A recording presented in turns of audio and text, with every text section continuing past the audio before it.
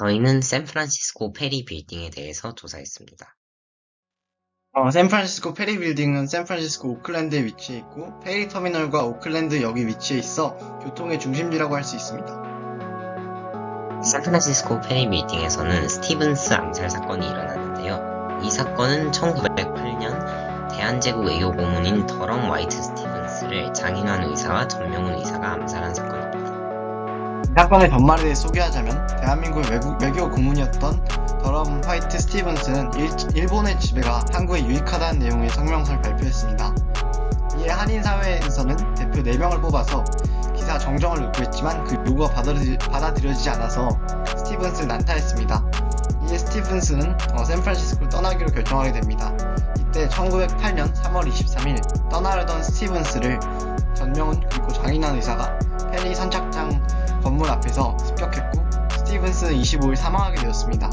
전명훈은 살인미수로 기소됐지만 증거 불충분으로 무죄 판정을 받았고 장인환은 25년 금고형을 선고받았지만 석방운동과 모범수 생활로 10년 만에 석방되었습니다. 장인환과 전명훈 의사에 대해서 소개를 드리겠습니다. 장인환 의사는 1904년 하와이로 이민을 갔고 1906년 7월에 샌프란시스코로 이주를 하게 되었습니다. 그리고 샌프란시스코로 이주를 온 다음에는 한인연합감리교회와 대동보국회의 일원으로 활동했습니다. 전명훈 의사는 1903년에 하와이로 이민을 하고 1904년에 샌프란시스코로 이주를 해오게 되었습니다. 그리고 1905년 항일민족운동단체 독립협회에 가입하여 활동했습니다. 이 사건의 여파로 이 사건을 계기로 재미 한인사회에서 한인단체의 통합운동이 일어나게 되었고 그 결과 1910년에는 여러 단체들이 통합해서 대한인국 국민회라는 독립운동단체가 만들어지게 됩니다. 그리고 이 사건의 의의로는 한국이 일제에게 부당하게 통치를 받고 있고 국민들이 일제의 통치하에 고통받고 있다는 것을 미국 사회에 알린 것과 미국 사회 안에서도 일제의 침략을 규탄하는 움직임이 일어났다는 것을 예로 들 수 있겠습니다. 이 발표를 만들기 위해 사용한 출처는 이와 같고 이상 저희 발표 마치도록 하겠습니다. 안녕하세요. 저희는 세인트 마리 스퀘어 위안부 기림비에 발표하게 된 김동원, 박강현입니다. 인종, 지역, 시간, 그 너머. 저희가 발표하게 된 내용은 첫 번째, 세인트 마리 스퀘어 위안부 기림비란 그리고 건립 그 과정, 샌프란시스코 위안부 기림비 건립운동, 그리고 그 이야기의 결말은 마지막으로 또 주는 국가입니다. 자, 먼저 세인트 마리 스퀘어 위안부 기림비의 정의에 대해서 알아보겠습니다. 세인트 마리 스퀘어 위안부 기림비란 2017년 9월 미국 캘리포니아주 샌프란시스코시에 건립된 일본군 위안부를 기리는 기념비입니다. 소녀상 기림비의 건립은 세계 역사상 가장 악랄한 성범죄자인 일본군 위안부 관련 실상을 세계 만방에 알릴 뿐만 아니라 13개국에서 끌려간 수십만 명의 위안부 피해자들을 기억함으로써 이러한 반인륜적 범죄 행위가 다시 일어나지 않도록 하는 데 목적이 있습니다. 다음으로 위안부 기념비 건립 과정의 과정 그리고 건립 후에 대해서 설명해 드리도록 하겠습니다. 먼저 미국 각 지역에서 일본군 위안부 소녀상 기림비를 세우기 위한 지속적인 관심 및 노력이 계속되어 온 바 있습니다. 그리고 2015년 9월 22일 샌프란시스코시 의회에서 일본군 위안부 기림비 촉구 결의안이 만장일치로 통과되었습니다. 그리고 2017년 9월 미국 캘리포니아주 샌프란시스코시 세인트 마리 스퀘어 공원에 세인트 마리 스퀘어 위안부 기림비가 건립되었습니다. 그리고 마지막으로 2017년 9월 22일 소녀상 기림비 제막식 이후 동년 11년 22일 에드윈 리 샌프란시스코 시장이 세인트 메리 스퀘어 공원에 설치된 소녀상 기림비 공식 수용 문서에 서명하였습니다. 다음으로는 샌프란시스코 위안부 기림비 건립 운동에 대해 설명드리겠습니다. 이는 인종, 지역, 시간을 넘는 노력이라고 판단한 바 있습니다.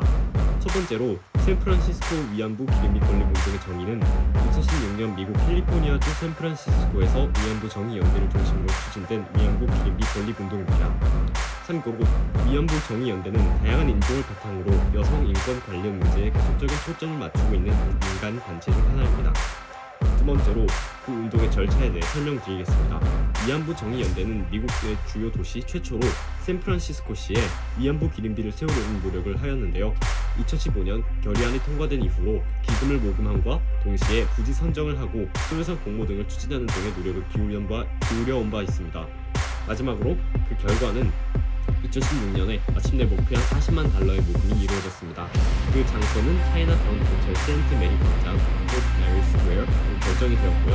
2016년 소녀상 공모를 통해 작품을 선정하게 된 바 있습니다. 그 이야기의 결말은 어떻게 되었을까요? 마침내 위안부 기림비가 건립이 되게 되었습니다.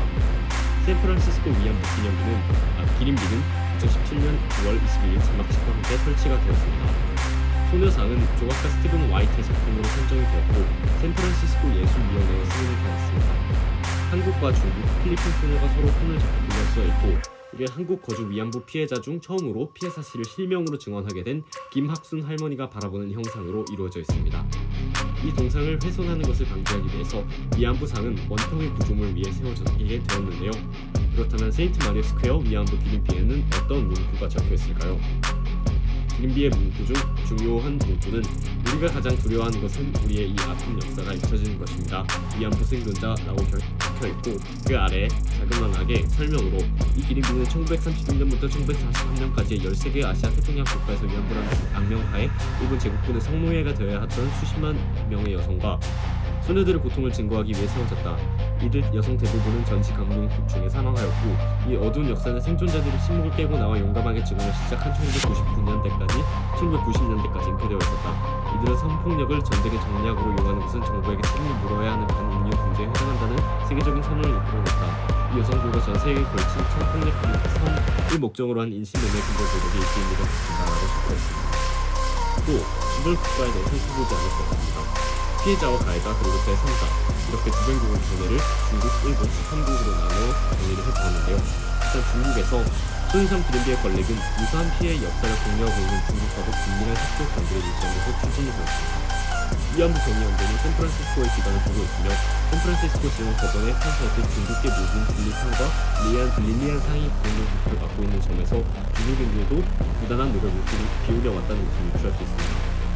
일본의 입장에서 보자면 아베 총리는 당시 국회에서 샌프란시스코시 의회가 위안부 기림비 설치를 승인하는 결의안을 통과시킨 것에 대해서 일본 정부 입장과 맞지 않으며 극히 유감이라며 샌프란시스코시 시장이 시의회 결의안에 대해서 거부권을 행사해달라는 요청을 일본 정부에 했다는 사실도 밝혔습니다.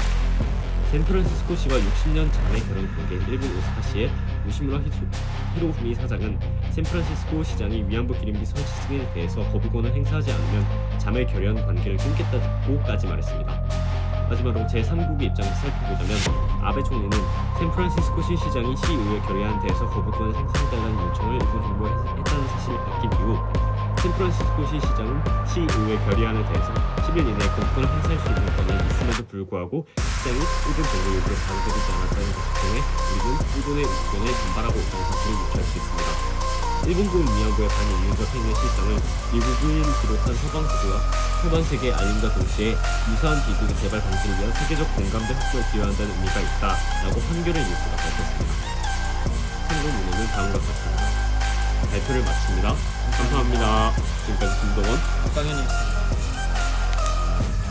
안녕하세요. 저희는 오늘 리들리 한인 역사 기념각에 대해 소개하겠습니다. 먼저 리들리는 미국 캘리포니아의 곡창지대에 위치해 있으며 LA와 캘리포니아의 중간 지점입니다. 리들리 한인이민 역사 기념각은 2010년 미국 캘리포니아주 리들리의 한인이민 정신, 독립정신, 정체성을 후세에 전하기 위해 세워진 기념각입니다. 리들리 한인 이민 역사 기념각은 미주 한인 최초 백만장자이며 애국지사였던 김영순 씨 자택이 위치했던 리들리시 인근 부지에 건립되었습니다. 우리나라 독립을 위한 자금이 마련되고 미국 이민 역사가 쓰여진 곳이죠. 이곳은 애국지사 10인의 기념비가 건립되어 있는 매우 중요한 곳입니다. 미주 지역에서 있었던 항일 독립운동을 보여주는 미주 한인 이민 역사 유물의 보고입니다. 지금까지 많은 걸 배우셨나요? 지금까지 잘 들어주셔서 감사합니다.